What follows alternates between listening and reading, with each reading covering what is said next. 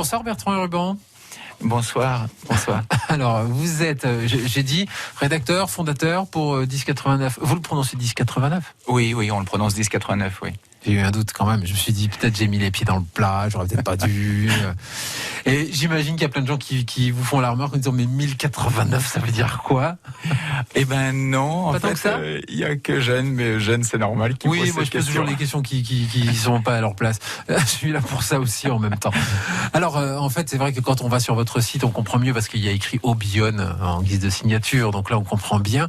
Il faut dire que vous êtes basé à Joigny, c'est ça ?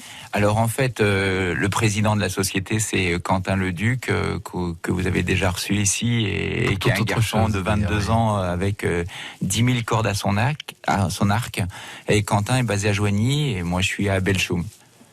Alors, vous avez déjà produit pas mal de magazines qui mettent en valeur le département de l'Yonne, et pas de l'Aube. Je ne sais pas pour l'Aube. Hein. Non, pas l'Aube, mais que Lyon, évidemment, oui. Et c'est vrai que là, d'un seul coup, vous vous êtes dit, après tout, le Pays d'Hôte, le Jovinien, ça va à cheval sur les deux départements, profitons-en ? Mais en fait, non, mais j'ai pensé que, comme beaucoup d'entreprises d'ailleurs dans Lyon, j'ai pensé que l'Aube, on n'y allait jamais. Moi, j'habitais à Beure-sur-Note à l'époque. J'ai habité longtemps à Beure-sur-Note. Beure-sur-Note, c'est frontalier entre l'Aube et Lyon, mais ça reste dans Lyon. Et toutes nos habitudes étaient tournées vers Auxerre, alors même que nous avions une proximité géographique avec Troyes. Et j'ai pensé que les Iconais ne connaissaient pas, ou peut-être pas assez, ce qui pouvait être exotique. Et je pense que l'Aube est exotique pour les Iconais, et réciproquement. Lyon est exotique pour les Aubois. Vous avez lâché le mot exotique et effectivement, alors j'avais pas pensé à ce terme-là, mais c'est bien celui qui décrit les articles, l'angle que vous prenez aussi sur les articles qu'on trouve donc sur ce site internet, puisque c'est d'un site dont il s'agit et non plus d'une revue papier. C'est-à-dire qu'on trouve des sujets. Moi, j'en vois quelques-uns, je tombe de ma chaise des fois, parce que franchement, je m'y attendais pas du tout. Comment vous trouvez vos sujets ? En fait, c'est essentiellement des rencontres, et des gens délicieux, des gens qu'on aime, des gens qu'on rencontre. Oui, ce sont les gens qui nous poussent vers les sujets, quoi, clairement. Les gens, on les rencontre moins en ce moment quand même depuis un an, là. C'est compliqué. Oui, alors en fait, allez, je vais tout dire en fait. J'espère bien, vous êtes là pour ça. Jeanne, il me pousse au bout. Oui. En fait, je suis un peu accro tard la nuit des réseaux sociaux, et on communique beaucoup sur les réseaux sociaux. J'anime pour ma part déjà des groupes sur Facebook, mais mon réseau social fétiche, c'est LinkedIn. Et sur LinkedIn, on trouve beaucoup d'infos et on trouve beaucoup de gens disponibles et prêts à échanger. Je vois, juste pour illustrer, un chef d'entreprise, à 6h du matin, on discute avec lui. Et à 9h, on est en rendez-vous dans son bureau. Alors, je trouve ça tellement magique qu'il en sort évidemment un entretien qui est tout aussi magique. Par exemple, il y a un article notamment sur l'entreprise de Paul Boudin, qui n'est plus la sienne d'ailleurs puisqu'il l'a vendue. Sur Le Con, on se dit non mais c'est improbable. Et puis finalement, quand on lit l'article, quand on voit les photos, etc., on se dit ah oui quand même.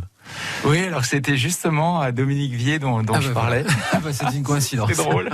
Oui, Dominique, il est touchant. C'est un vrai chef d'entreprise. C'est un gars passionnant, extrêmement respectueux de son ami et prédécesseur et créateur de l'entreprise Boudin SAS.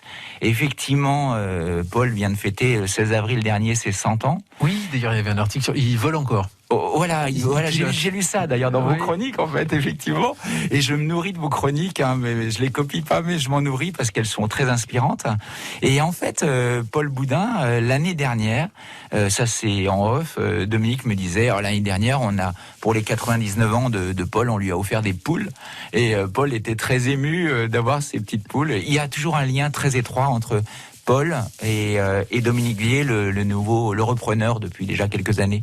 Et j'ai trouvé que ce lien, il avait du sens. Et puis l'entreprise Paul Boudin, l'entreprise Boudin SAS, c'est une entreprise à la pointe de la modernité, alors qu'elle a été créée par un monsieur qui est totalement old school et qui est très touchant, quoi. Paul Boudin, il est délicieux.